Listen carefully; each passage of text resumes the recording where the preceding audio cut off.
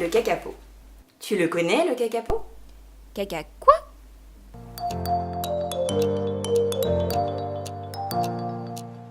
Le Strigops kakapo est un oiseau endémique de Nouvelle-Zélande.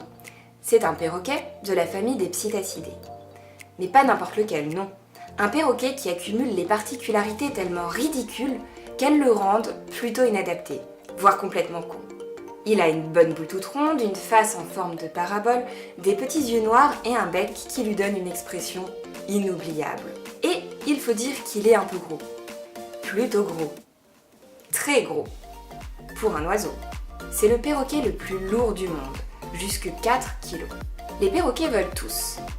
Pas le kakapo.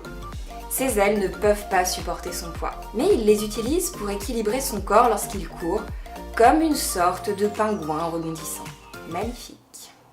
Il ne sait pas voler, mais il sait très bien se figer, espérant passer inaperçu dans le paysage avec son plumage couleur camouflage. Autre stratégie, c'est un bon grimpeur. Ses pattes très développées lui permettent d'aller jusqu'au sommet, en sécurité. Du moins, tant qu'il conserve son calme. S'il panique, il a tendance à essayer de fuir en oubliant qu'il ne peut pas voler.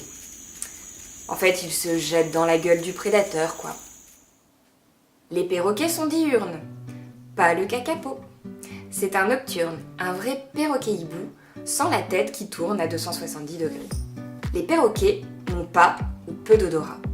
Le kakapo, si, et une odeur, bien à lui, décrite comme agréable et puissante comme une odeur de moisi. Avec cette délicate attention, il est bien plus repérable. Le type n'a jamais pensé à développer la moindre stratégie de défense. Mais dans tout ça, comment arrive-t-il à se reproduire? Est-ce qu'au moins il a des gènes de lapin pour se multiplier à la vitesse de l'éclair? Spoiler, non. Imaginez, c'est la nuit, des kakapos mâles attendent. Ils se sont chacun creusé un lek. C'est une forme de cuvette, une zone de parade où ils vont passer toute leur nuit pour appeler les femelles. Enfin appeler. Émettre une vingtaine de booms assez graves, suivis d'un tching et à nouveau les booms.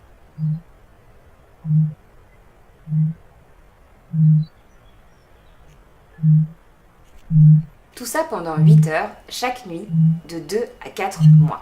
Les lecs formant une sorte d'amplificateur de voix, ils peuvent être entendus selon le vent de 1 à 5 km de distance. Le mec crie littéralement sa position au monde entier.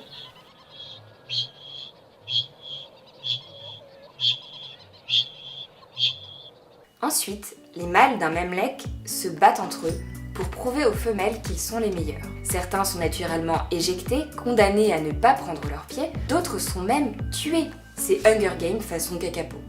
En plus de tout ça, les femelles n'acceptent de se reproduire que tous les 2 à 5 ans, lorsqu'il y a assez de nourriture sur l'île, notamment un fruit endémique, le rimu. Il faut aussi qu'elles trouvent les mâles, en marchant plusieurs kilomètres. Sacré rando pour un oiseau. Lorsque les conditions de rencontre sont enfin réunies, la femelle n'a plus qu'à regarder, écouter et choisir. Le mâle ne harcèle pas la femelle. Il vaut bien mieux que ça. Et lorsque la femelle a choisi un congénère, il peut entamer sa parade. Il se balance, il se dandine, il lui tourne le dos et il avance à reculons. Un vrai gentleman. La récompense va durer de 2 à 14 minutes. Tout ça pour ça. Et la femelle repart chez elle pour pondre et élever ses petits seule. En vraie femme indépendante. Car le kakapo ne vit pas en couple. Ces rares occasions de reproduction frustrent à mort notre kakapo mâle qui va reporter ses besoins sur un peu n'importe quoi. Il se frotte aux pierres, aux arbres ou à tout animal qui pourrait se montrer amical. Ou pas. Là se pose un vrai choix. Rester vivant ou se soulager. L'exemple frappant est celui de ce biologiste anglais qui un jour a eu la grande chance de se faire chevaucher par un kakapo en mal d'amour. #balance ton kakapo. Mais avec tout ça, ce ne serait pas un peu un animal en voie de disparition? Eh ben si. Avant les années 1930, le kakapo vivait partout sur les 2 grandes îles principales de Nouvelle-Zélande. Charles Douglas, un des premiers explorateurs, le dit. Les kakapos étaient si nombreux qu'on pouvait les faire tomber des arbres comme les pommes d'un pommier. Puis les premiers arrivants ont débarqué de Polynésie, les Maoris. Ils l'ont chassé pour sa chair, sa peau et ses plumes. Mais ils ont aussi emporté avec eux des prédateurs, des chiens qui s'attaquent aux adultes et des rats qui s'attaquent aux œufs et aux poussins. Pourtant, cet oiseau hors du commun était important dans leur culture. Il apparaît dans de nombreuses légendes et servait parfois d'animal de compagnie. Il leur doit même son nom, kakapo, perroquet de nuit. Le kakapo était déjà mal barré et les colons européens sont arrivés, emmenant avec eux d'autres prédateurs comme des chats, des hermines, des furets et d'autres rats. Il y a eu aussi de nombreux collectionneurs fascinés par l'oiseau qui l'ont attrapé, l'ont empaillé pour l'emmener dans des musées, des zoos et des collections personnelles. À ce moment-là, il était déjà très difficile de croiser un kakapo sauvage. C'est là que les êtres humains ont commencé à s'inquiéter. Le kakapo deviendrait-il le nouveau dodo ? Fin des années 80, le New Zealand Department of Conservation lance un plan de sauvegarde de cet oiseau rarissime. Les survivants sont regroupés sur 4 îles exemptes de prédateurs. 65 individus voyagent sous bonne garde. Puis certaines îles deviendront à nouveau dangereuses pour les perroquets qui seront encore déplacés vers des sanctuaires plus adaptés. Le Kakapo Recovery, l'organisme de conservation de notre bestiole, agit maintenant sur tous les fronts pour le protéger. Il donne de la nourriture aux femelles pour les pousser à se reproduire, il protège les nids avec des systèmes de son et de lumière pour effrayer les rats, il recouvre les œufs de petites couvertures chauffantes lorsque la maman s'en éloigne. Il fait un checking santé par an et par animal.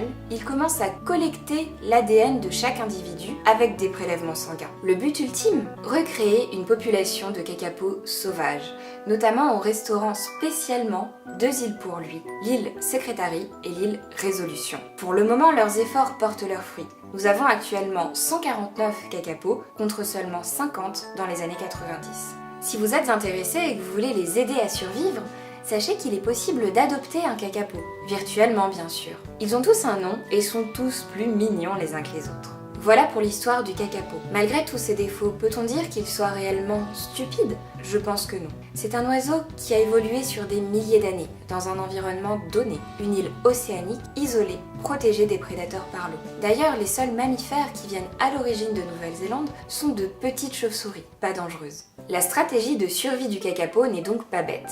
Il s'est simplement adapté à son environnement, une île pleine de forêts luxuriantes, de nourriture, de plages, le cocktail parfait favorisant l'épanouissement d'oiseaux géants qui crient comme des fous pour appeler les femelles, se figent quand il y a du danger et émettent une odeur puissante qui révèle leur position. Ces pauvres perroquets n'ont pas pu évoluer de façon suffisamment rapide pour faire face à l'arrivée des humains et des prédateurs et se sont fait littéralement laminer. Comme tous les perroquets, c'est un oiseau attachant, intelligent et intéressant, avec une vraie personnalité. Je lui souhaite de vivre longtemps et de repeupler les parties de terre qui lui seront dévolues. Voilà, c'était la première vidéo de Carbone Vivant. Si elle vous a plu, n'hésitez pas à vous abonner, à liker, à me suivre sur les réseaux sociaux. Ça me poussera à faire la suite.